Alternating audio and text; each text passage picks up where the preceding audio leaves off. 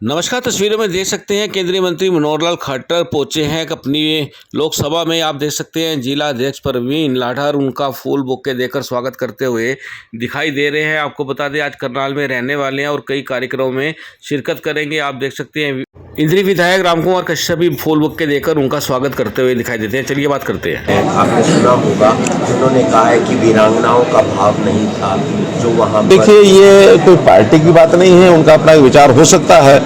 उन्होंने अपना एक स्पष्टीकरण दिया भी है और उन्होंने कहा कि मेरा भाव तो ये था कि महिलाओं को भी वीरांगनाएं बनना चाहिए, लेकिन उसको गलत संदर्भ में उन्होंने रखा है। हमारी जो बहनें अपना सिंदूर खो चुकी हैं उनके बारे में ये कहना उचित नहीं है, गलत है।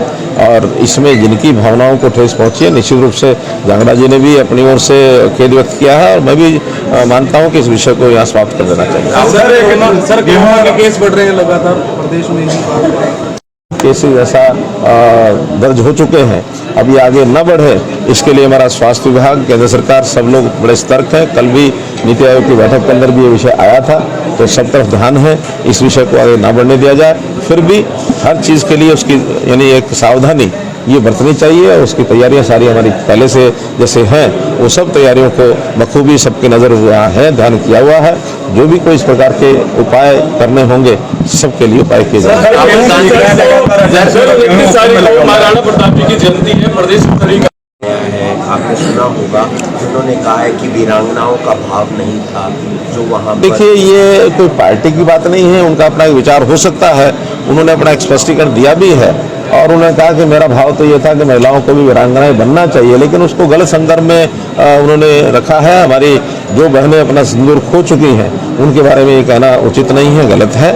और इसमें जिनकी भावनाओं को ठेस पहुंची है, निश्चित रूप से जांगड़ा जी ने भी अपनी ओर से खेद व्यक्त किया है और मैं भी मानता हूं कि इस विषय को यहाँ समाप्त कर देना चाहिए। आपने दौरा किया है, वो ऐसी जगह जा रहे हैं जो प्रभावित रहे के बाद।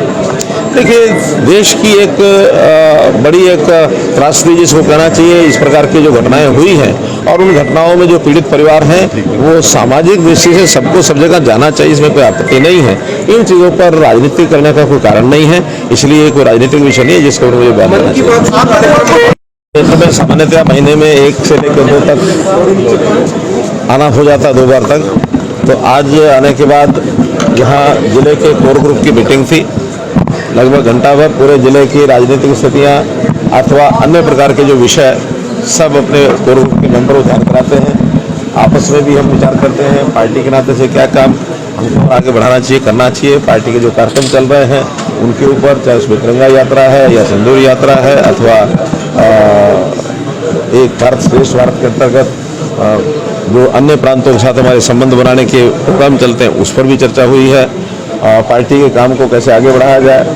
अभी पिछले महीने हमने इसी महीने में संसदीय खेल कूद प्रतियोगिता ये शुरू की थी। इसी पहलगांव का ये जो सारा विषय आया उसके कारण से उसके बीच में एक बार स्थगित किया गया था। आज उसका समापन कार्यक्रम यहाँ करनाल में रखा गया है। इसमें कबड्डी, खो खो 2 टीमों के जो श्रेष्ठ टीमें हैं उनको सम्मानित भी किया जाएगा, उसका आज समापन होगा। इस प्रकार के कार्यक्रमों के माध्यम से आज हम आगे बढ़ रहे हैं। भारत चौथी अर्थव्यवस्था बन गया है, नीति आयोग की बैठक में भी आया है, कुछ कहना चाहेंगे इसके ऊपर? देखिए, हाँ, बहुत बड़ी उपलब्धि है। देश लगातार मोदी जी के नेतृत्व में आगे बढ़ रहा है। जो हमारी कभी 10 साल पहले पहली और यानी चौथी और 5वीं से भी नहीं बल्कि 8वीं 10वीं अर्थव्यवस्था मानी जाती थी, वो आगे अर्थव्यवस्था ठीक होते होते आज हम दुनिया भर की चौथी अर्थव्यवस्था के ऊपर आ गए हैं। अभी जापान को हमने पछाड़ा है और मैं समझता हूँ 2027 तक हम दुनिया की 3री बड़ी अर्थव्यवस्था में पहुँचेंगे। $5 ट्रिलियन तब तक हमारी अर्थव्यवस्था होगी और 2047 तक हम एक और बड़ी छलांग लगा करके हम अपेक्षा तो करते हैं कि कहीं पहले दूसरे स्थान पर भी पहुंच जाए। लेकिन देश की अर्थव्यवस्था को आगे बढ़ाने का जो कार्यक्रम मोदी जी ने दिया है, शायद दुनिया का कोई और नेता इस प्रकार सोचता हो। हमारा हर व्यक्ति आज इस मनोभावना को लेकर के चल रहा है कि अपने देश को आज़ाद हो यानी जब 100 साल हो जाएंगे 2047 तक तो देश विकसित देश बने और न केवल देश बल्कि हर प्रांत विकसित प्रांत हो, आदर्श प्रांत के रूप में आगे उभरे। आत्मनिर्भर भारत के साथ आत्मनिर्भर प्रदेश और फिर साथ में जिला और गांव इस प्रकार से आत्मनिर्भर बने और इस नाते से विकास के काम चाहे केंद्र सरकार की ओर से होते हैं अथवा प्रदेश सरकार की ओर से होते हैं, एक एक बारीक चीज सोच सोच करके एक एक गांव तक पहुंचना और सब प्रकार की सुविधाएं जनता को मिले, ऐसे कार्यक्रम की योजना चल रही है। केसेज ऐसा दर्ज हो चुके हैं, अभी आगे न बढ़े इसके लिए हमारा स्वास्थ्य विभाग, केंद्र सरकार सब लोग बड़े सतर्क है। कल भी नीति आयोग की बैठक के अंदर भी ये विषय आया था, तो सब तरफ ध्यान है इस विषय को आगे ना बढ़ने दिया जाए। फिर भी हर चीज़ के लिए उसकी यानी एक सावधानी ये बरतनी चाहिए और उसकी तैयारियां सारी हमारी पहले से जैसे हैं वो सब तैयारियों को बखूबी सबके नज़र है, ध्यान किया हुआ है। जो भी कोई इस प्रकार के उपाय करने होंगे सबके लिए उपाय किए जाएंगे।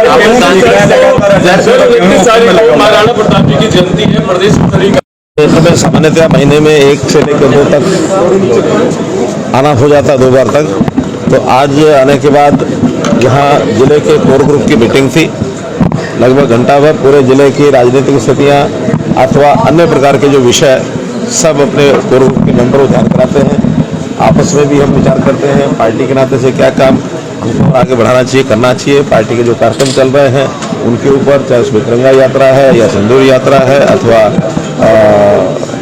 एक भारत श्रेष्ठ भारत के अंतर्गत जो अन्य प्रांतों के साथ हमारे संबंध बनाने के प्रोग्राम चलते हैं उस पर भी चर्चा हुई है। पार्टी के काम को कैसे आगे बढ़ाया जाए। अभी पिछले महीने हमने इसी महीने में संसदीय खेल कूद प्रतियोगिता ये शुरू की थी। इसी पहलगांव का ये जो सारा विषय आया उसके कारण से उसके बीच में एक बार स्थगित किया गया था। आज उसका समापन कार्यक्रम यहाँ करनाल में रखा गया है। इसमें कबड्डी, खो खो 2 टीमों के जो श्रेष्ठ टीमें हैं उनको सम्मानित भी किया जाएगा, उसका समापन होगा।